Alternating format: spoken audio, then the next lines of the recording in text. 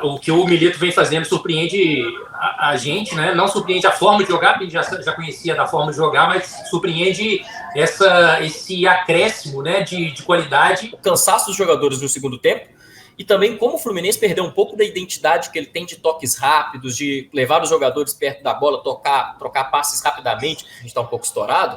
Eu falei de cravar aqui. Ele. Eu não ia falar, não, mas eu não ia falar. O que deu de fato uma sobrevida para o Botafogo foi a vitória contra a LDU, senão certamente estaria fora. O Brasil será campeão da Copa América com esse time. Fala, galera! Bom ou nem, o Firula tá de volta para a gente comentar, analisar a convocação de Dorival Júnior para a Copa América, para amistosos também, e também falar sobre a Libertadores. Quem são os times aí da Libertadores que tem mais probabilidade de classificar? Tem alguns classificados já, bem encaminhados, e tem aqueles também que vão ter dificuldades aí nos próximos 2 jogos para se classificarem. A gente vai falar aqui sobre os brasileiros na Libertadores e eu vou apresentar antes a dupla que vai participar do Firula aqui comigo, Leandro Colombo e Fernando Martins e Miguel. Bem-vindo, dupla. Prazer estar aqui de volta, viu? Valeu, Lucão. Fernando. Prazeraço. Vamos falar, né, de seleção, tá fresquinho o assunto. Já chega no momento de definição para a competição, né, Copa América, então. E Libertadores é a mesma coisa, né? A coisa vai afunilando e a gente vai realmente saber quem é quem nessa que é a principal competição para os clubes. Tem muita coisa interessante para a gente falar, e começando a falar sobre seleção brasileira, que o Dorival convocou a lista ontem, eu vou até passar para vocês a lista, vamos falando sobre as nossas impressões, né? No gol, Bento, Ederson e Alisson, né?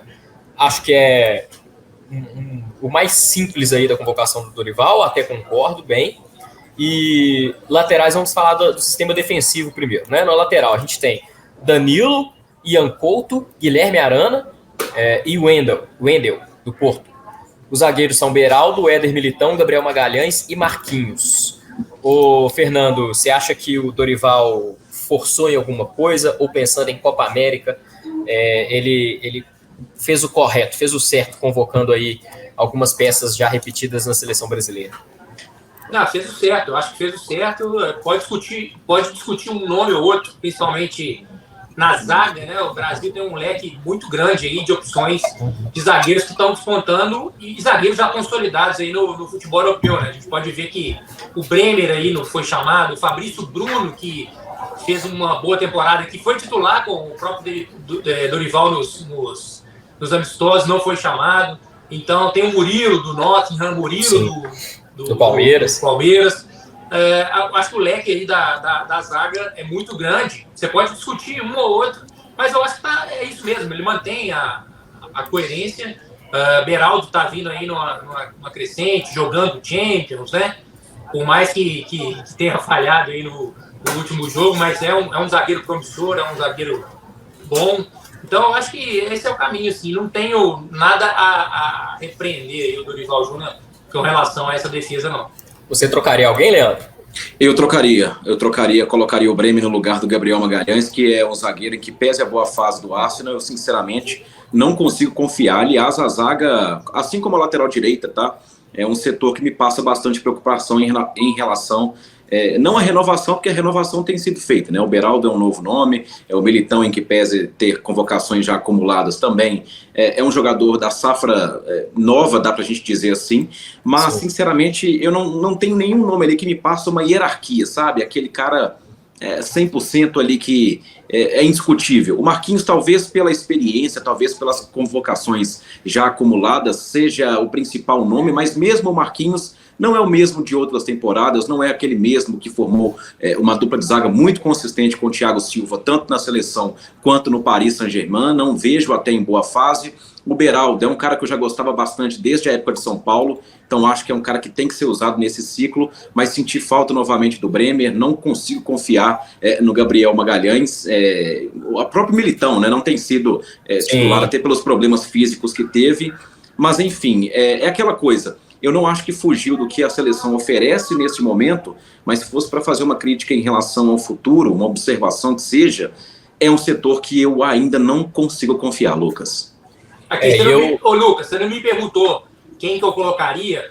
que eu falei. Você me desculpa, então. Você ficou nervoso. Você pode questionar um nome ou outro, igual eu falei. Sim.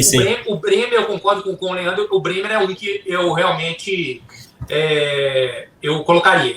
Eu acho que o Bremer é um que vem numa crescente, já está bem sedimentado ali na Europa, enfrentando os grandes clubes, vem numa regularidade muito grande. Eu senti falta dele ali na zaga.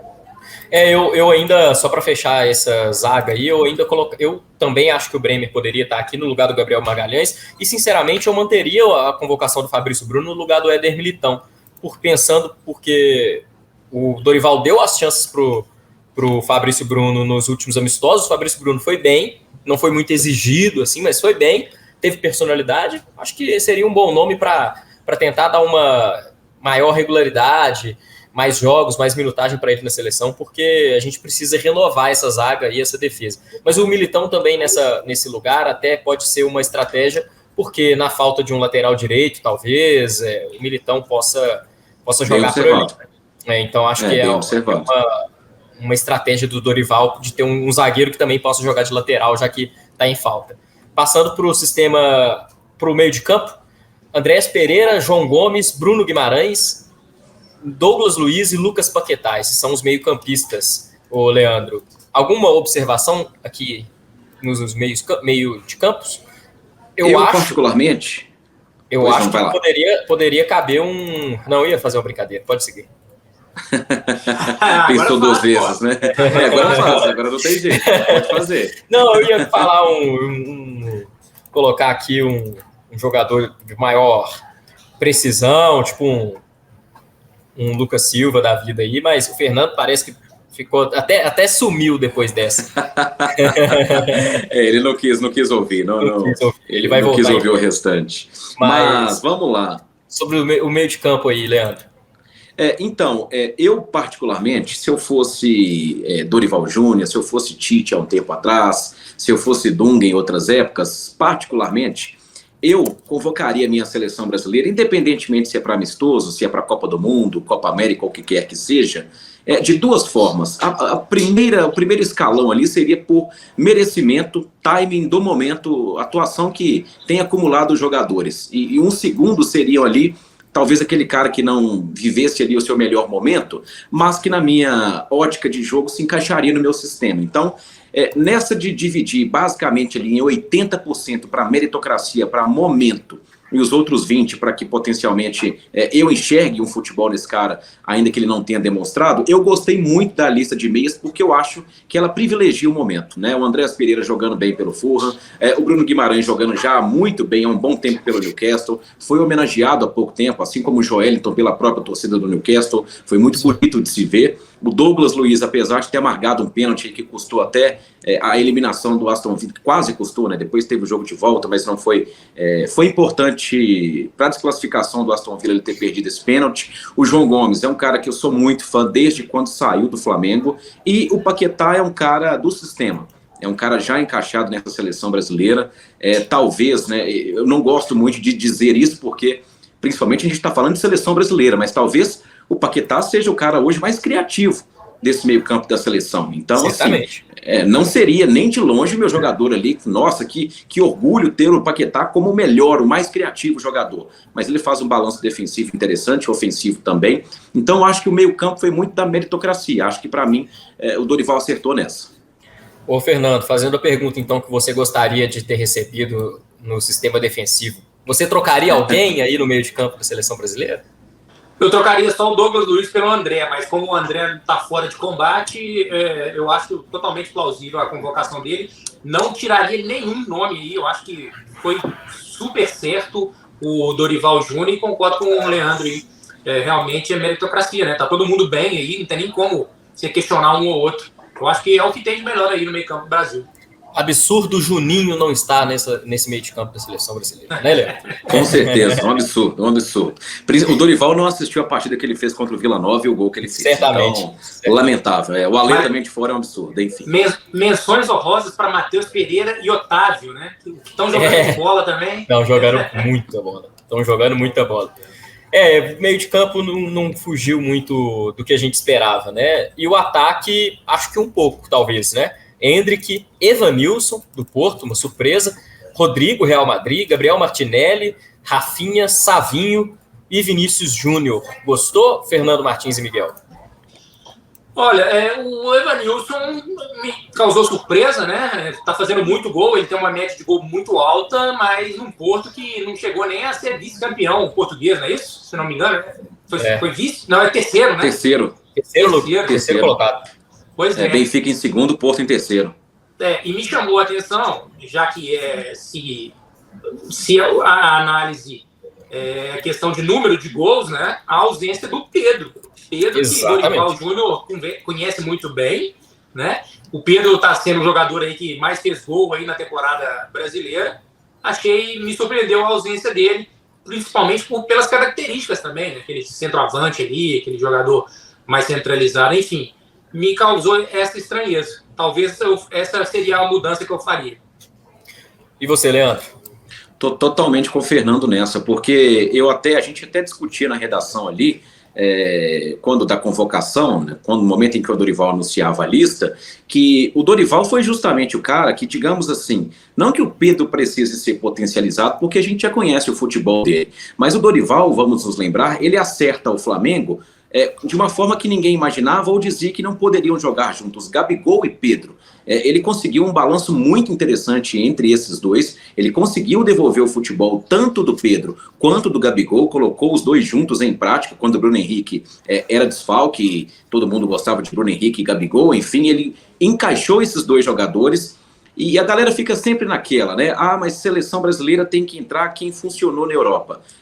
Algumas vezes sim, mas eu acho que não são coisas excludentes. O Pedro, em que pese ele não ter dado certo na Europa, para mim, pessoalmente, é um jogador a nível Europa. É curioso, não deu certo na Fiorentina, tá tudo certo, não tem que brigar com aquilo que aconteceu, com o que fica registrado na carreira do jogador. Mas eu acho muito bem que ele, nessa cota do Dorival ali de ter os jogadores que ele mesmo prometeu que traria do futebol brasileiro, o Pedro era para ser melhor utilizado. Nada contra o Evanilson. Tem uma posição, de fato, privilegiada no Porto hoje, é goleador, como o próprio Fernando disse, aquele mesmo que passou pelo Fluminense, teve uma passagem muito rápida porque se destacou e foi para fora do país, mas eu acho que o Pedro era um jogador para trazer uma característica diferente, de ser esse centroavante, e acho que a seleção de fato precisa, porque a gente tem nomes promissores, né? Principalmente o Endrick, mas não está pronto exatamente. Teve estrela, brilhou nos últimos amistosos, mas a gente está falando de um cenário que dá para trazer ali 7, 6 opções para o ataque. Então eu acho que o Pedro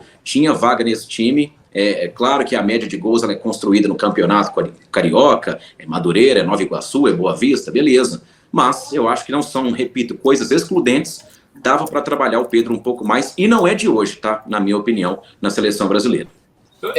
Eu quero deixar o Lucas agora em saia justa. Você me permite, Lucas? Claro, sim. Então, o lance é o seguinte: vamos fazer uma futurologia aqui, tá? Menino Ney recuperou, tá voando, vai ter o seu 15º filho e tudo mais, já tá magrinho, voando lá na Arábia. Uma 8ª mulher. Exatamente. Você, treinador. Você vai ter que colocar o menino Ney de volta em algum lugar. No lugar de quem você colocaria? Olha, eu colocaria o menino Ney no lugar do... Eu colocaria ele como um 10 ali, manteria os atacantes e tiraria Douglas Luiz do time. E colocaria Neymar. Ofensivo. Tiraria Douglas Luiz, manteria Neymar. Jogaria com um volante, que é uma coisa que eu não comentei aqui, mas eu acho que a seleção brasileira ainda precisa de um volante, primeiro volante, que seja mais combativo. Mas porque perdeu o Casemiro, a gente só tem o Casemiro, e o cara, quando não tá bem ou tem lesão, enfim, não vai estar o tempo inteiro disponível, até porque já tá num final de carreira. Obviamente, a gente perde muito na seleção brasileira. Falta esse primeiro volante, mas eu jogaria com o primeiro volante. E aí, ou 2 meias e o Neymar como falso 9 para flutuar pelo meio, ou então o Neymar como um camisa 10 junto ali com um Andrés Pereira, um Lucas Paquetá, um Bruno Guimarães. Fernando tá caindo mais do que alguns times aí do Brasileirão.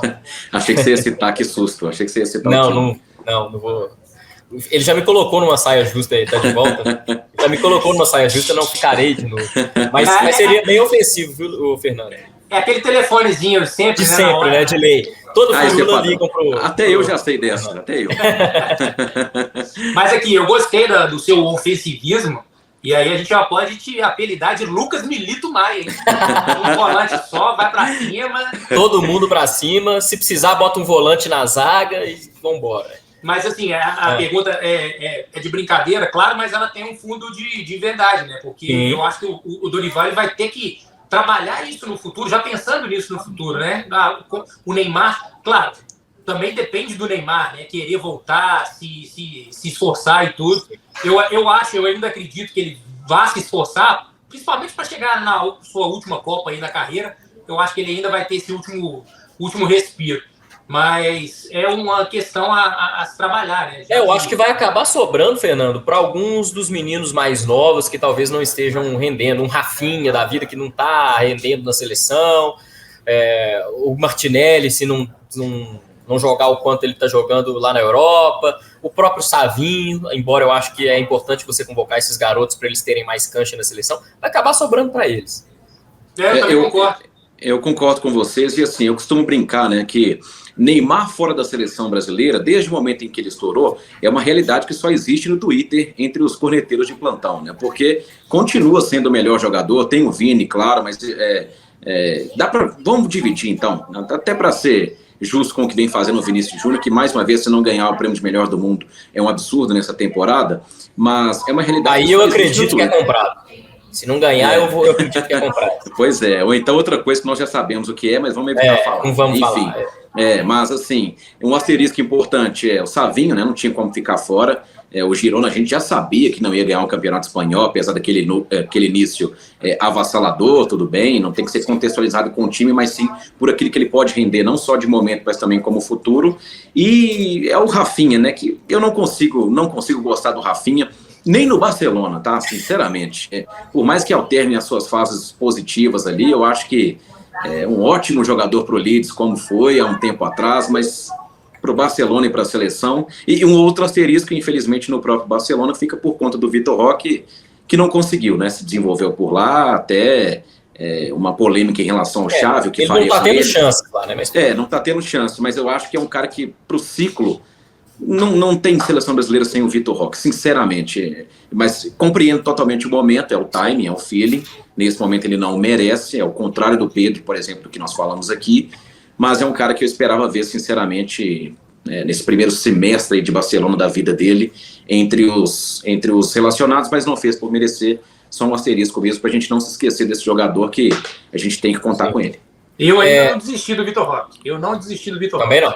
Acho que ninguém. Vai brilhar demais e vai vestir a nova da seleção. Eu cravo aqui no Figura. Um rápido pitaco, assim, eu vi muita gente falando, mas sair do Barcelona, desde quando isso é demérito, né? Você ser emprestado para um outro time inferior vai ganhar mais oportunidade, então a gente está falando aqui de uma promessa de um cara que a gente tem certeza do potencial que ele tem, então não é demérito algum. E ele tem que jogar para mostrar isso. Exato. Então, assim, mas se a coisa estiver difícil, se o treinador tiver uma predileção, que seja, né, em outro lugar. É isso. Para a gente finalizar e passar para o próximo assunto, a gente está um pouco estourado, eu falei de cravar aqui. Ele. Eu não ia falar, não, mas eu não ia falar. Aí vocês me quebram. Isso é com você, viu, Luquete? Ninguém ia perceber se você não comentasse lá ele. Ninguém ia perceber. Aqui é firula, meu amigo. Correto. Pariam mesmo. Lá ele, fique registrado.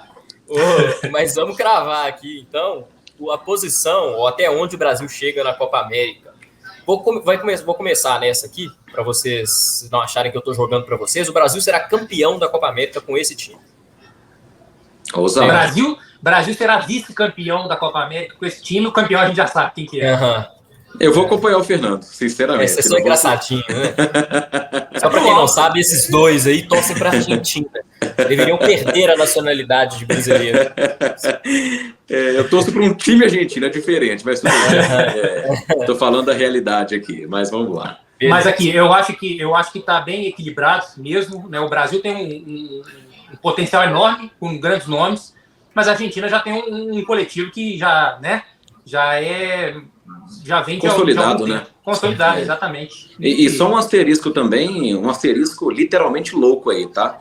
Eu não descartaria o que pode aprontar o Uruguai de Louco Bielsa, sinceramente. Jogou muito bem. É um trabalho recente, ganhou da Argentina em La Bombonera, vamos nos lembrar. Jogadores em boa fase, hein? Jogadores estão em boa fase. Em boa fase. Enfim, eu sou um admirador nato do Bielsa, queria qualquer hora no meu Valério, enfim, vocês sabem disso. Então, assim, não descartaria o Uruguai, o que pode aprontar. Falando em Valério, você viu que ele convocou até jogador amador, né? Tá vendo? Faria um estrago em Itabira. E entraria para os anais da história do futebol. Sem dúvida. Vai vendo. Gente, vamos seguir para o nosso assunto secundário do dia. Aquela rápida pincelada. Lá ele, Fernando Martins Miguel. Vamos ficar só nessa aqui. Libertadores.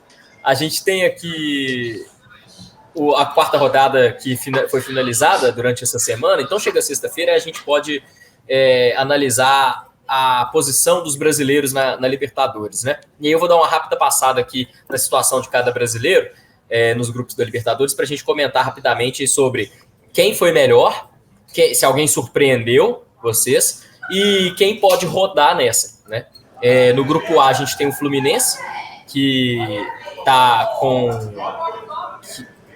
Opa, peraí que quase fechou o computador. Ó, temos o Fluminense aqui com 8 pontos no grupo A, encara aí 2 concorrentes, né, nessa briga por classificação nos próximos 2 jogos. Ganhou do Colo-Colo ontem com sufoco, sofreu o jogo inteiro e fez um gol no final. Temos o São Paulo no grupo B com 9 pontos em segundo lugar, tá? O Fluminense é líder, o São Paulo em segundo lugar, o Tajeres em primeiro com 10º. São Paulo classificado, na verdade. O grupo C tem o Grêmio, a gente sabe que está numa situação muito difícil lá no Rio Grande do Sul, não tem clima para jogar, não tem estrutura para jogar, para treinar, jogos adiados, a gente não sabe quando vai voltar e certamente quando voltar vai ter uma dificuldade maior para voltar a ritmo de jogo, forma física de jogadores, até mesmo clima, né? Tem 3 pontos, é a lanterna do grupo C, com um jogo a menos. No grupo D tem o Botafogo com 6 pontos em segundo lugar. Vai ter 2 jogos fora de casa para completar esse Libertadores, ainda não está classificado. No grupo E, você tem o Flamengo com 4 pontos. Precisa de um tropeço aí do Palestino, pelo menos, para estar mais até seguro na Libertadores. E o Palmeiras e Atlético, os 2 últimos brasileiros, grupo F e G, já estão classificados como líderes dos grupos. O Galo com 12 pontos e o Palmeiras com 10 pontos. Ô, Fernando, quando você vê a situação dos brasileiros aqui, Flamengo com apenas 4 pontos, o Fluminense com 8 pontos, mas deixando a desejar, o Fluminense líder, mas deixando a desejar em campo, e o Galo com 12 pontos, no grupo mais fácil tudo bem, mas jogando muito bem, e com 12 pontos estourado aí como melhor líder, provavelmente, pode ser que seja, eu já acho que vai ser o melhor líder dessa fase de grupos. O que você imagina aí que teremos para frente aí? Alguém vai passar a raiva para se classificar? Eu acho que vai, né? Eu acho que Grêmio e Botafogo vão ter que suar sangue aí para passar, se é que vão passar. Pelo menos é o que eu vejo em termos de futebol, né? Do que está rolando aí. O Fluminense vai passar mais por demérito dos adversários, porque ontem foi amassado pelo Colo-Colo. A pontaria dos jogadores do Colo-Colo, pelo amor de Deus, viu? Porque eu vou te falar. Opa, lá vem ele de novo. Ô, Leandro, mas já que o Fernando está tentando se restabelecer ali, ele estava falando do Fluminense ontem. Não sei se você chegou a pôde ver o jogo do Flu. O Fluminense amassado o tempo inteiro e me espanta muito no Fluminense. Me espanta muito a situação do Fluminense, que é o cansaço dos jogadores no segundo tempo e também como o Fluminense perdeu um pouco da identidade que ele tem de toques rápidos, de levar os jogadores perto da bola, trocar passes rapidamente e conseguir chegar ao ataque em poucos segundos. Me espanta muito como o Fluminense perdeu essa identidade com o Fernando Diniz. Concordo, até para devolver rápido para o Fernando, que era ele quem estava com a palavra, e assim, para além do Fluminense, é um problema do Diniz, né? Essa continuidade. O Diniz é um cara que ganhou a Libertadores e afastou um pouco aquela coisa de ser um time que joga bonito e nunca ganha, mas ainda permanece com a característica de não conseguir dar continuidade a esse futebol intenso, futebol vistoso. Então, é aquilo que você falou, de fato, do time titular que a gente viu do Fluminense campeão, é claro que perde um ou outro por lesão a cada rodada, um exemplo é o Keno, por exemplo, mas, assim, a grosso modo só perdeu o Nino, e o time se esfarelou. Tudo aquilo que a gente via de intensidade, de beleza, de estética do jogo do Fluminense ficou lá em 2023, não veio para 2024 e estou com o Fernando. Vai passar em função do demérito, da fraqueza e da falta de pontaria dos adversários no grupo. Gente, queria pedir desculpa aí, porque me liga, eu estou pelo celular pela segunda vez aí. Hoje foi duplo, né? Geralmente é uma ligação só. Mas estão insistindo. Sabe o que é isso, né, Lucas? Isso é informação importante pipocando. Em breve um tempo esporte. Já você vai ver. Exclusiva. Mas voltando, eu acho que o Flamengo, por mais que tá com a pontuação baixa, eu acho que o Flamengo passa também pela qualidade do time que tem, joga pressionado, pelos adversários, em casa, pelos adversários também. Deve passar um sufoquinho aqui, mas eu acho que passa. Vai passar em segundo, né? O que aí pode colocar ele no caminho do Atlético, do Palmeiras aí na próxima fase, ou até do Fluminense, quem sabe, né? Vamos ver. Mas aqui, enfim, só lembrando que o Flamengo tem 4 pontos e o Palestino tem 6. Então o Flamengo precisa de tropeço do Palestino, né? Para ultrapassar o Palestino, pelo menos. Sim. O Flamengo tem 4 pontos, o Palestino tem 6. Então você tem os próximos 2 jogos aí, o Flamengo precisa ganhar, o Palestino precisa dar um tropeço. E o Bolívar despontando com 10, né? Bolívar tem então, 10. Vai precisar se esforçar. Não depende só dele, digamos assim. Mas vai passar. Então, estou com o Fernando, eu acho que vai conseguir avançar, mas na bacia das almas. Estou até conferindo essa tabela, viu, Fernando? Eu acho que o Flamengo ele pode igualar ao Bolívar, né, no número de pontos, mas aí tem que ver questão de saldo, esses negócios. Saldo, vitórias, né? De qualquer forma, é um trabalho que a gente não esperava que o Flamengo tivesse. De jeito nenhum. Hoje teve até o sextou lá no Ninho do Urubu, né, que é a torcida do Flamengo aí pressionando os jogadores, xingando os jogadores no carro ali e tal. Enfim, é uma temporada bem conturbada do Flamengo. Nem o Arrascaeta foi absolvido, né? Só o Nico de la Cruz, impressionante. E o Flamengo vai perder o Nico de la Cruz aí para a Copa América, né? E o Arrascaeta também. Sim. Até o próximo tema do nosso Firula, já dando spoiler aí, os times mais prejudicados ou beneficiados pela Sul-Americana. A gente falará semana que vem. A gente tem ainda o Palmeiras classificado e o Galo classificado nos 2 últimos grupos. O River, não é brasileiro, mas o River também classificado lá no grupo H. E o Galo eu não acho que é uma surpresa pelo futebol do Milito e pelo grupo que ele está, mas certamente olhando para toda essa conjuntura dos grupos da Libertadores, a gente nota um favoritismo do Atlético para ser o melhor primeiro colocado, né, Leandro? Com certeza. Eu tô com você que em termos de futebol jogado não é surpresa. É surpresa o quanto encaixou rápido e o quanto trouxe resultado. Invicto até esse momento, com o futebol completamente exuberante. A gente fala tanto aqui de estética, de jogar bem, de não só ganhar, como foi o caso do Fluminense, e o Atlético ganha e joga bem. É impressionante. Então, sabia-se que o Atlético iria enfrentar adversários de muito mais tradição do que poder técnico, propriamente dito, caso do Rosário Central e do Peñarol, mas eu acho que a partida mais emblemática desse Atlético na Libertadores é justamente a última. Tudo bem, não estava lá os canalhas, né, da torcida do Rosário Central, que é absurda, poderia sim ter um contexto diferente, vai sempre a gente ficar no se a torcida do Rosário estivesse presente, poderia ser diferente? Talvez, né, pela assim, força que tem, poderia sim amedrontar um pouco mais o Atlético, mas o Atlético foi até Rosário e jogou como se o Rosário Central fosse o visitante.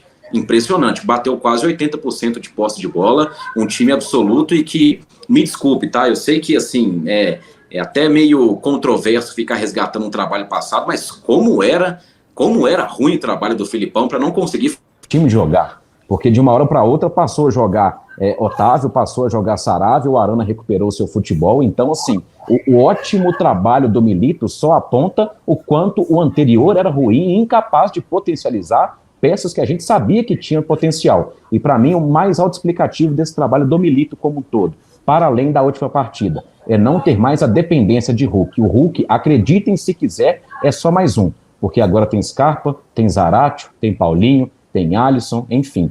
Todos os méritos para o Milito, que é disparadamente o dono do melhor futebol nessa primeira fase até o momento. O que não significa título, muito diferente disso, mas o futebol é o melhor. Ô Fernando, você acompanha o Leandro aí, agora que chegamos já no final do Firula e finalmente o fone do Leandro conectou direito, que o áudio ficou melhor.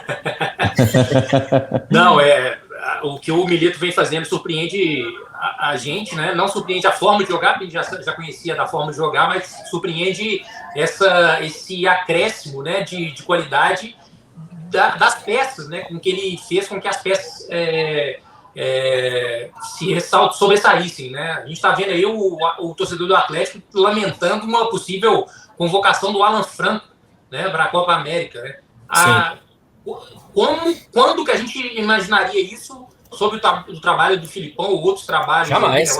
Alan Franco era um cara de lista de dispensa com o Filipão. Exatamente. Assim como o Eduardo Vargas, né? A gente vê outros jogadores, o próprio Otávio, que está jogando bola. Então, ele está fazendo... Scarpa com o Milito, rendendo bem. Exato. O Scarpa estava sendo motivo de piada dos rivais aí, né? Sob o comando do Filipão. O flamenguista falando, ainda bem que não veio pro Flamengo, o Cruzeirense falando, olha, não, investiu muita grana e não tá jogando nada.